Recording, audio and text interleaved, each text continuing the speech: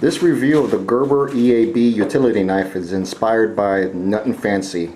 I recommend checking out their site or their YouTube channel, and a lot of good reviews with a lot of common sense behind what the man is saying. So here we go.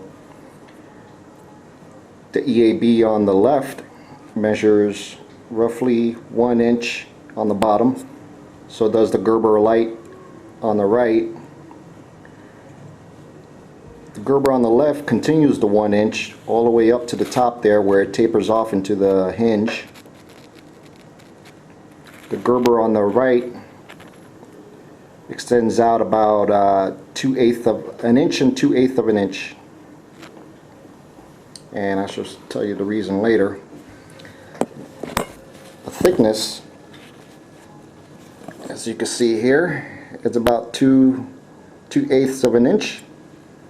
2/8 of an inch on the Gerber EAB original.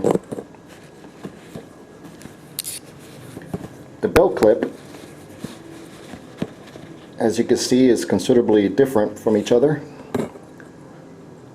The Gerber on the left, the original, it's about 3/8 of an inch, and you have a tapering design here from 3/8 of an inch way down to about that looks like half an inch right there.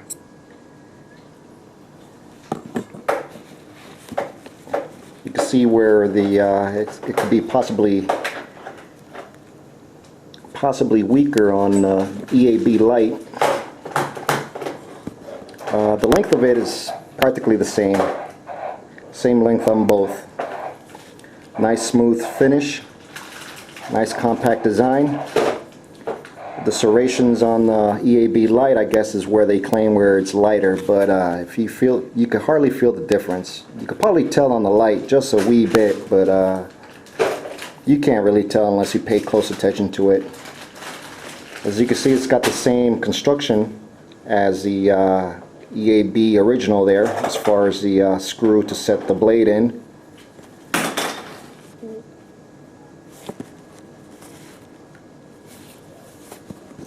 And there's a screw practically in the same location. If you extend the knife on both of them, hope I don't cut myself here, they're practically the same. The one big difference that you'll notice when you extend both knives out is that on the original you have the blade guard here, and on the Pack Lite, I guess they compensated more material to the guard on the EAB Lite there. They have a protruding little stud there, so I guess you won't slip and continue on moving your finger onto the blade itself. I personally grab it down here towards the bottom, and if I'm doing light work, then maybe for more control I grab it onto the top there. The one thing I like about the Gerber Lite rather than the original is the serrations here. Not only that it looks kind of cool and everything, but it's serrated there where you could actually feel and have more of a grip to it, whereas the original Gerber, it's all smooth stainless steel finish and looks nice and everything, but I kind of like the secure feel of these serrations here where I have a nice grip on it and it doesn't feel slippery. I mean, if you close both these knives up, I mean, yeah, it's smooth and it can slip out of your hands, but on the Gerber Lite here with the serrations, you'll have more of a gripping surface there, so it won't slip out of your hands. Non-skid, I guess. But another difference that may not be too much of a big deal is the blade exposure. I mean, with the naked eye, you can hardly tell the difference. But if you put them back to back there, the original has about 1/8 of an inch more blade exposure than the Pack Lite. I guess is because of the guard here. They put a little bit more material there, so people who's going up, who are contestants of the Charles Darwin Award, you know, they won't use this as a tool.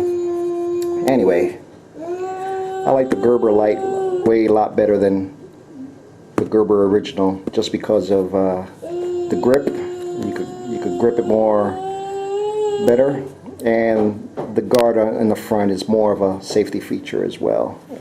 They're both rock solid units too. If you try to have some play on the hinge there, you won't feel any.